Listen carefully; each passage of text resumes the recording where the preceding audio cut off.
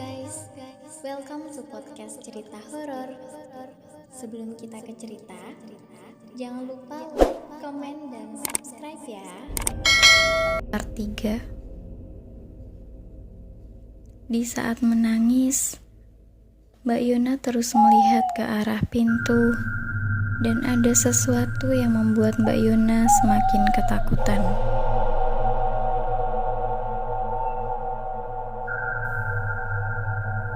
Gagang pintu kamarnya seperti ada yang memegang. Gagang itu terlihat bergerak ke bawah seperti ada yang mau membuka pintunya. Melihat hal itu, Mbak Yona langsung terdiam. Nafasnya seakan tiba-tiba berhenti. Lalu ada 2 kali suara ketukan pintu dari arah luar. Si Dede yang tidak mengerti apa-apa ikut melihat ke arah pintu kamar. Dan Mas Hanung yang masih terhubung via telepon terus berusaha memanggil Mbak Yona. Karena tidak ada jawaban, Mas Hanung pun langsung panik. Hampir 2 menit Mbak Yona diam hingga akhirnya kembali tenang. "Kamu kapan pulang, A?" tanya Mbak Yona. "Lusa, Nah. Tunggu ya." Mas Hanung tahu ada sesuatu yang gak beres di rumah itu. Sejak awal pindah, perasaannya selalu gak enak. Setiap kejadian di rumah itu memang tidak selalu terus-menerus. Ada beberapa waktu jeda yang kadang cukup lama.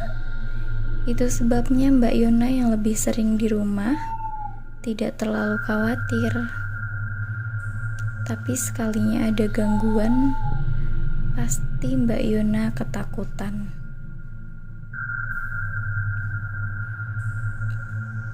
Hari ke-100. Seperti biasa cuaca di luar panas. Mas Hanung tengah sibuk menyiapkan bajunya untuk ketemu klien di kota Jogja. Mbak Yona sebenarnya mau ikut, tapi selalu ada aja halangannya.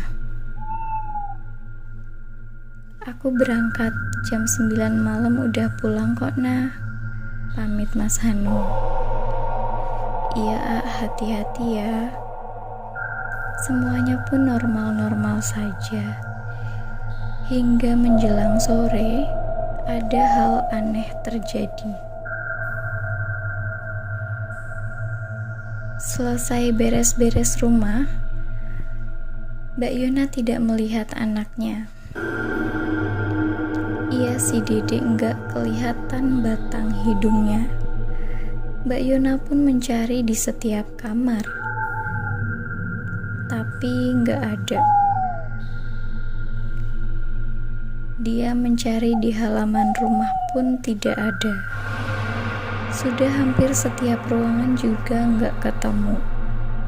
Dan ada satu ruangan yang belum dicari, yaitu di gudang. Tapi Mbak Yona ragu, karena gak mungkin si Dede ke gudang. Tapi karena penasaran, Mbak Yona coba ngecek ke gudang. Pintu dibuka perlahan, dan saat itu masih siang. Tapi entah kenapa hawa di gudang sangat berbeda dengan ruangan lainnya. Dek, kamu di dalam ya?" Lalu terdengar suara bisik-bisik dari arah gudang. Mbak Yona pun masuk ke gudang itu. Oh iya, gudang ini termasuk besar dan banyak beberapa barang bekas penghuni lama ada di gudang ini. "Dek, Mama nyariin loh." Tiba-tiba terdengar suara tawa yang Mbak Yona kenal betul. Dan ya, itu suara si Dede. Dek, keluar nak. Langkah Mbak Yona sedikit cepat. Dia takut si Dede tertimpa barang-barang yang ada di dalam situ. Akhirnya si Dede pun ketemu. Mbak Yona berhasil melihatnya. Tapi Mbak Yona bingung dengan apa yang ia lihat. Si Dede membelakangi Mbak Yona dan gestur badannya seperti orang yang akan memberi sesuatu dan tangannya menjulur ke depan. Mbak Yona perhatikan si Dede diam-diam dari belakang. Terlihat di tangan si Dede adalah mainan yang waktu kejadian mistis sebelumnya itu terlempar. Langsung saja Mbak Yona menyahut, "Dek, ya ampun, mama cariin loh." Si Dede langsung noleh dan Mbak Yona langsung menggendong si Dede lalu keluar dari gudang itu. Tentu dalam hati Mbak Yona bertanya, ini anak ngasih mainan ke siapa sih? Pintu gudang langsung dikunci dan Mbak Yona gak mau si Dede balik lagi ke dalam sana.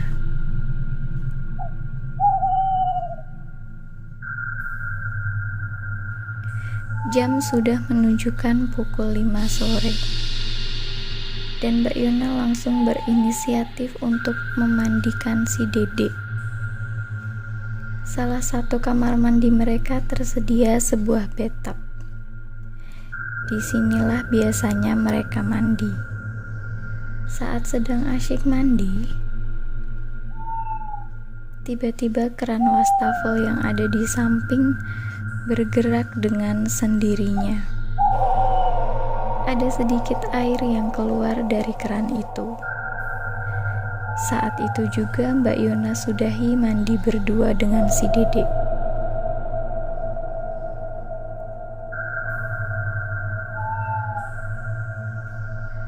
Singkat cerita, akhirnya mereka selesai mandi dan beraktivitas seperti biasa.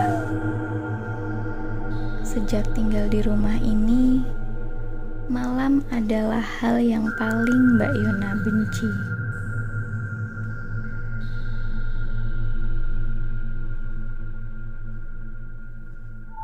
Hal ini karena di waktu malam, gangguan mistis akan lebih intens. Saat itu Mbak Yona sedang menonton TV berdua di kamarnya. Namun tiba-tiba ada suara muncul dari arah ruang TV luar. Mbak Yona berpikir mungkin Mas Hanung yang sudah pulang terus langsung menyalakan TV. Tetapi setiap Mas Hanung pulang pasti langsung masuk ke kamar. Penasaran, Mbak Yona keluar dari kamarnya. Dan benar saja, TV di ruang itu menyala. Kamu udah pulang?" Dan tidak ada jawaban. Mbak Yona mendengar suara dari arah dapur. Dan Mbak Yona langsung berjalan menuju dapur. Sambil berjalan, Mbak Yona ngedumel kesal sama Mas Hanung. Kamu itu pulang kok gak ke kamar dulu? Tumben. Saat sudah di dapur, ternyata tidak ada siapa-siapa. Mbak Yona terdiam. Dan dia langsung kembali ke kamarnya.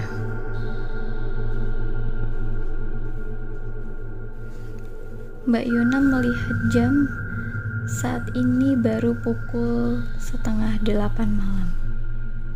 Mas Hanung bilang jam 9 dia baru akan pulang. Suara siapa tadi di dapur? Mbak Yuna memilih untuk tidak memikirkan kejadian tadi. Dan malam itu selalu ada suara-suara aneh dari arah luar kamar. Suara yang menurut Mbak Yuna tidak mungkin tikus yang melakukannya.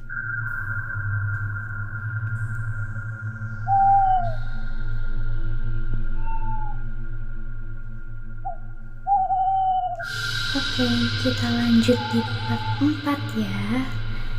Thank you.